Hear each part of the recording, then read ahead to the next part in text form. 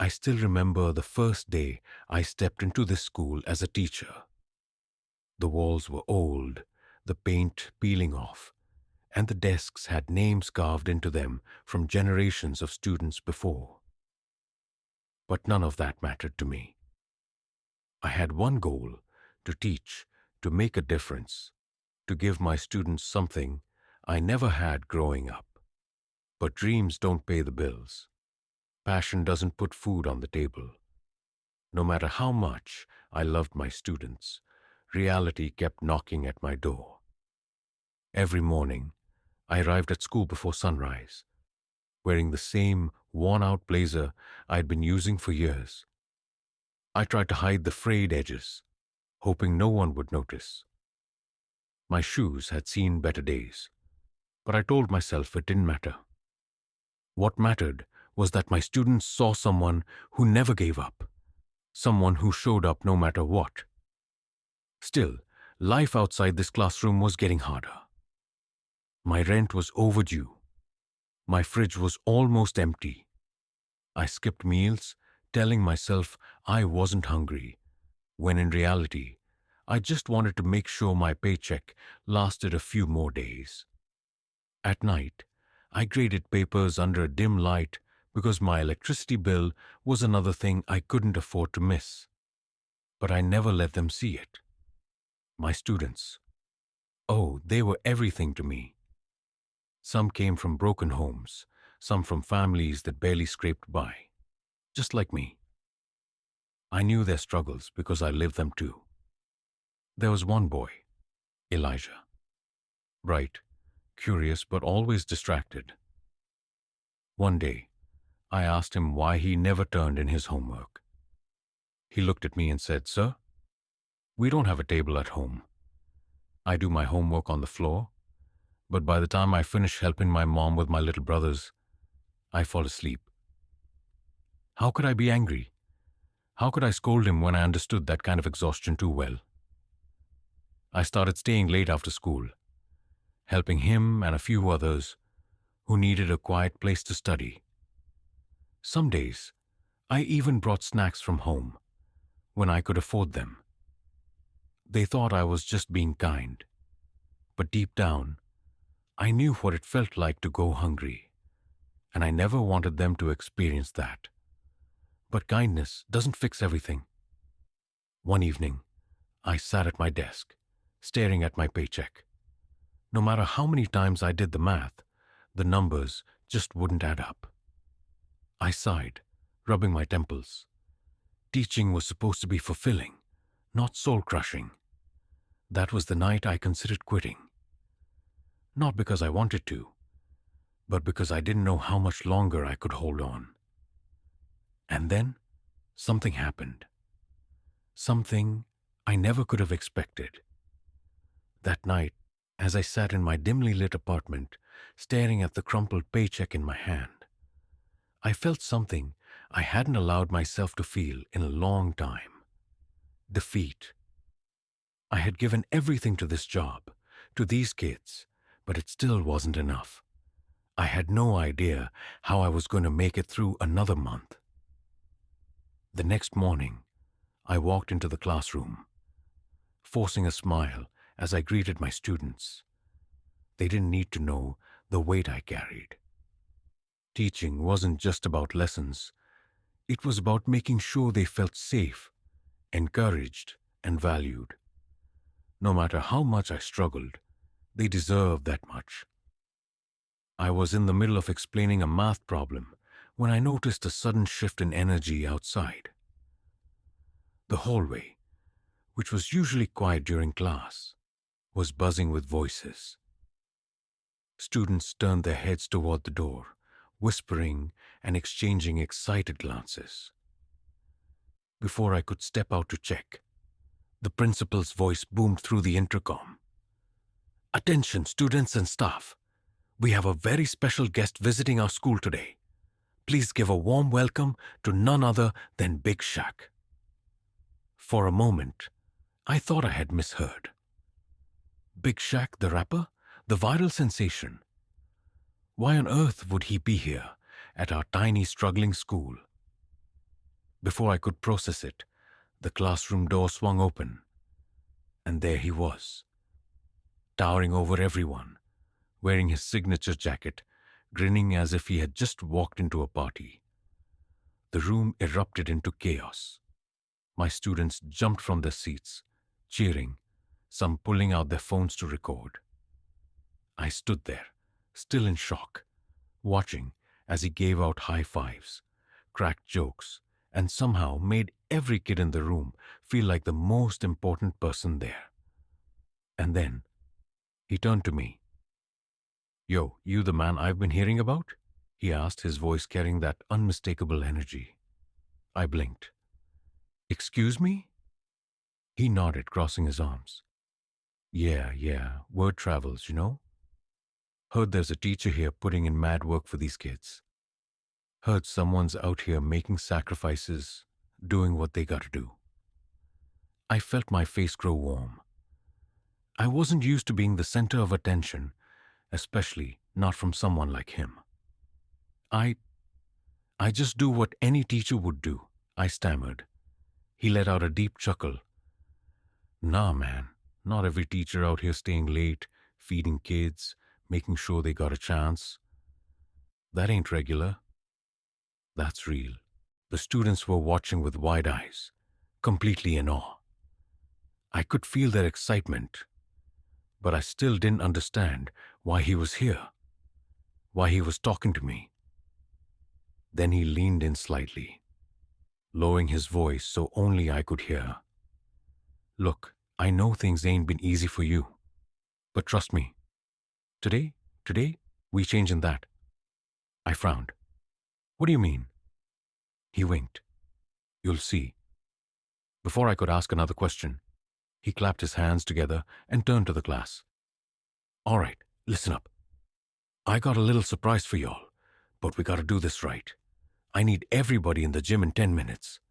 We about to make history today." The students erupted into cheers, rushing toward the door. I stood frozen, my mind racing. What was happening? What was Big Shaq planning? And why did I have a feeling my life was about to change forever? The gym was packed. Students, teachers, even the janitors. Everyone had gathered, buzzing with excitement. The air felt electric, filled with whispers and guesses about what was about to happen. I stood near the edge of the stage, still trying to process everything. This morning had been like any other. And now, Big Shaq was standing at the center of our school, calling for an assembly. He grabbed a microphone, his voice booming across the gym. Yo, make some noise if you're happy to be here today." The crowd roared. Students jumped, clapped, and cheered as if they were at a concert. Big Shaq paced the stage, nodding. Aight, settle down. Now listen up. Y'all got something special here. A lot of people don't realize how much teachers do for us. But me, I ain't forget where I came from. I know what it's like to have someone believe in you when the world don't. His eyes scanned the room until they locked onto mine. And that's why today, we celebrating someone who don't ask for credit, don't ask for fame. Somebody who just does the work because they love y'all. Someone who's been holding this school down, even when time's been rough. I felt my stomach twist. I wasn't used to attention, let alone this kind of public recognition. I could already see some of my students grinning at me, nudging each other. My hands tightened into fists. What was he about to do? Big Shaq pointed straight at me. "Yo, Mr. J, come up here, bruv."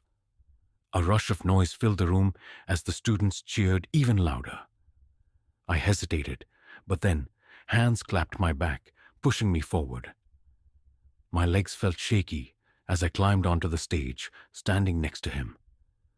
The lights felt hotter, the crowd too big. Big Shaq put an arm around my shoulder. "This man right here? He's been grinding, man. working late nights, making sure y'all eat, making sure y'all learn, even when things have been hard for him. He turned to me. Broove, you ever been on TV? I blinked. No? He laughed. Well, today you are. 'Cause we got some people watching right now. A massive screen behind us lit up, showing a live broadcast. My heart nearly stopped. Cameras were rolling. This was bigger than I thought. Big Shaq's face turned serious. Look, I heard what's been going on. And you ain't never asked for help. But real ones gotta look out for real ones, you feel me? He reached into his jacket and pulled out an envelope. My chest tightened. The energy in the room shifted. Everyone held their breath. This right here? He held it up. This ain't just some little token. This is for you, my guy. Open it. My hands shook as I took the envelope. I could barely peel it open. When I finally did, I saw a check. My eyes scanned the numbers, and my breath caught in my throat. $50,000. The gym exploded into screams. Students jumped out of their seats. Some of the teachers gasped. I heard someone say, "No way!" I covered my mouth. My knees felt weak. I tried to speak, but no words came out. Big Shaq grinned. That's right, bruv. 50 bands. To take care of whatever you need. Rent, paid, food, handled, new clothes. Whatever you want, man. You held it down for these kids. Now it's time for someone to hold it down for you. Tears burned my eyes. I swallowed hard, trying to keep my emotions in check. This wasn't real. It couldn't be. The students started chanting my name. Some clapped. Others wiped their own eyes. Even some of my fellow teachers looked emotional. I turned to Big Shaq, my voice barely above a whisper. I don't know what to say. He patted my back. Say you're gonna keep doing what you do, Broove. Say you ain't giving up, 'cause we need more people like you in the world. I nodded, trying to breathe. I won't give up. The gym exploded again, and in that moment, for the first time in a long time, I believed it. The energy in the gym didn't die down for a long time. Students were still cheering, teachers were wiping away tears, and my colleagues kept coming up to hug me or shake my hand. I stood there, still gripping the envelope, my mind struggling to catch up with reality. $50,000. Just like that, my life had changed.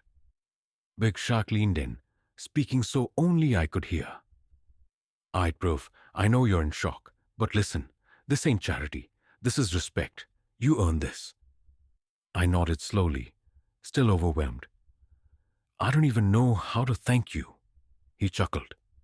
Nah, man, you already did, just by being you.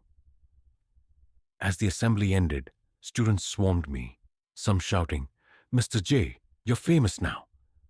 Others just looked at me with wide eyes, as if seeing me for the first time. One of my students, Malik, a kid who barely spoke in class, tugged on my sleeve. Mr. J, you deserve this, for real. That hit me harder than anything else. The rest of the day was surreal. Everywhere I walked, people clapped or gave me high fives. Other teachers kept shaking their heads in disbelief, saying, "This has never happened before." Some of them told me they were proud, that they had always known I went above and beyond. Even the principal, who usually kept things professional, pulled me aside and said, "You give me hope for what teaching is supposed to be." Later that afternoon, I found a quiet moment in my classroom. I sat at my desk, staring at the check, running my fingers over the numbers. For the first time in years, I felt secure. I didn't have to stress about rent this month.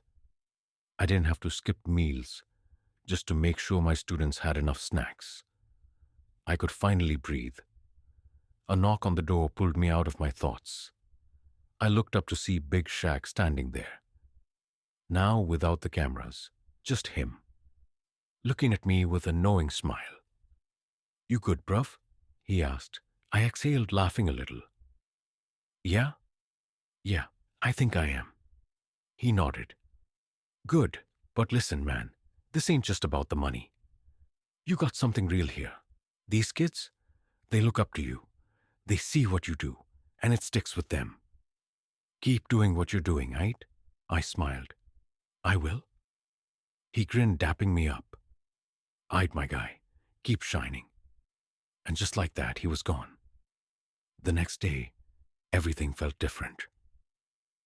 My students walked into class with a new energy, as if they saw me in a different light. I could tell they were proud of me. And for the first time in a long time, I was proud of myself too.